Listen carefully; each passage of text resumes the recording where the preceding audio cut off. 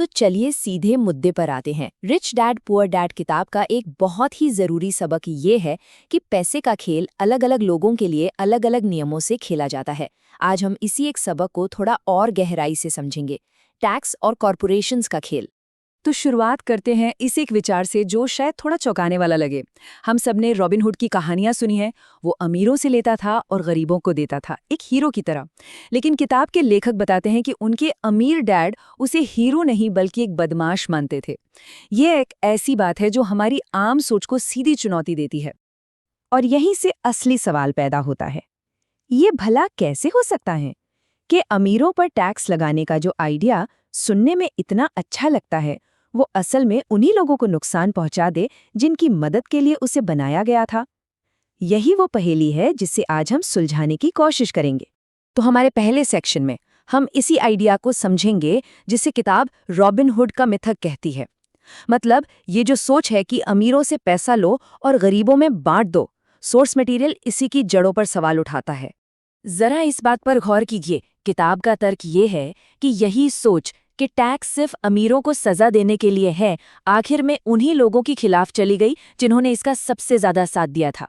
मतलब ये आइडिया पूरी तरह से उल्टा पड़ गया।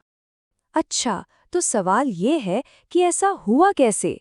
इसके लिए हमें थोड़ा सा इतिहास में पीछे जाना होगा। चलिए देखते हैं टैक्स की कहानी शुरू कैसे हुई। देखिए, इनकम टैक्स कोई हमेशा से मौजूद नहीं था। इसकी शुरुआत हुई थी एक टेम्पररी सॉल्यूशन की तरह। जब भी कोई बड़ा संकट आता, जैसे कि कोई जंग, तो सरकारें कुछ समय के लिए टैक्स लगा देती थीं। लेकिन धीरे धीरे ये कुछ समय का टैक्स पहले इंग्लैंड और फिर अमेरिका में एक परमानेंट सिस्टम बन गया। और यहीं पे कहानी में सबसे दिलचस्प मोड़ आता है। जब इनकम टैक्स को परमानेंट बनाने की बात आई, तो इसे आम जनता को बेचा कैसे गया, ये कहकर कि अरे चिंता की कोई बात नहीं, ये टैक्स सिर्फ और सिर्फ अमीरों के लिए है, ये अमीरों को सजा देने का एक तरीका है। लेकिन फिर हुआ वही जिसका अंदाजा था। सरकार की पैसे की जरूरतें तो बढ़ती ही गईं, और देखते ही देखते जो टैक्स सिर्फ अमीरों के लिए था, उसका बोझ धीरे धीरे खिसककर मिडिल क्लास और फिर गरीबों तक आ पहुंचा। तो जब टैक्स का बोझ आम लोगों पे बढ़ने लगा, तब अमीरों ने क्या किया? क्या वो चुपचाप बैठे रहे? नहीं। यहीं पर किताब उनके सबसे बड़े सीक्रेट, या यूं कहें कि उनके सबसे बड़े हथियार का जिक्र करती है। तो देखिए, अमीरों ने बस हाथ पर हाथ धरकर ज्यादा टैक्स देना शुरू नहीं कर दिया। उन्होंने इसका जवाब दिया। अपनी फाइनेंशियल नॉलेज का इस्तेमाल करके उन्होंने इस सिस्टम से बचने का एक रास्ता खोज निकाला। उन्होंने खेल के नियम ही बदल दिए। और उनका वो रास्ता था कॉरपोरेशन। अब जब हम कॉरपोरेशन शब्द सुनते हैं तो दिमाग में एक बड़ी सी बिल्डिंग या फैक्ट्री की तस्वीर आती है ना? पर असल में ये कुछ और है। ये बस कागजों का एक बंडल है, एक कानूनी दस्तावेज जो एक अलग लीगल एंटिटी बना देता है। ये अमीरों के लिए टैक्स बचाने और खुद को बचाने का एक बहुत ही पावरफुल टूल है। तो ये महज एक कानूनी दस्तावेज, ये कॉरपोरेशन, आखिर ऐसा क्या करता है कि फाइनेंशियल गेम के सारे नियम ही बदल जाते हैं? चलिए अब इसके काम करने के तरीके को समझते हैं। स्क्रीन पर जो दिख रहा है, यही वो सबसे बड़ा फर्क है जो सारा खेल बदल देता है। एक आम कर्मचारी, वो पहले पैसे कमाता है, फिर सरकार सीधे उसकी कमाई पर टैक्स काट लेती है, और फिर जो बचा उसे वो खर्च करता है। दूसरी तरह जिसके पास कॉरपोरेशन है, वो पहले कमाता है, फिर उस पैसे को खर्च करता है, और आखिर में जो मुनाफा बच जाता है उस पर टैक्स देता है। बस ये सीक्वेंस का बदलना ही सबसे बड़ा गेम चेंजर है। और इसका असली मतलब क्या है? इसका मतलब है कि बहुत सारे खर्चे टैक्स देने से पहले ही कंपनी के खाते से किए जा सकते हैं। किताब के मुताबिक छुट्टियों को बोर्ड मीटिंग दिखाया जा सकता है, कार का पेमेंट, उसका इंश्योरेंस, यहाँ तक कि हेल्थ क्लब की मेंबरशिप भी कंपनी का खर्चा बन जाती है। और सबसे बड़ी बात यह है कि ये सब कुछ कानूनी तौर पर किया जाता है। दूसरा बहुत बड़ा फायदा है कानूनी सुरक्षा।